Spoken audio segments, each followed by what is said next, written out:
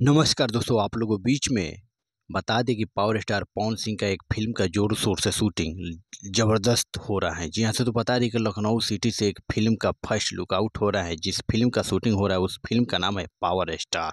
जी हाँ दोस्तों, ऐसे ही पावर स्टार पवन सिंह का नाम से पहले पावर स्टार लगाए जाते हैं। यहाँ लोग दर्शकों भी बड़े प्यार से बोले जाते हैं। तो दोस्तों पवन सिंह के असली आप फैन हैं तो चैनल को सब्सक्राइब कर लें और साथ ही बेल आइकन को प्रेस कर लें। हमारे पब्लिक न्यूज़ चैनल में लास्ट तक बने रहिए। तो दोस्तों बात कीजिए पावर स्टार पवन सिंह का, इनका फ़िल्म हो या सॉन्ग हो, काफ़ी लाजवाब होता है। जैसे में मान लीजिए आज ही इनका एक सॉन्ग हथियार आउट हुआ है, जो अभी 6 नंबर ट्रेंडिंग पे चल रहा है और वो भी 8 घंटा के अंदर 1 मिलियन क्रॉस कर चुका है। जी हाँ दोस्तों, सोचने वाली बात है।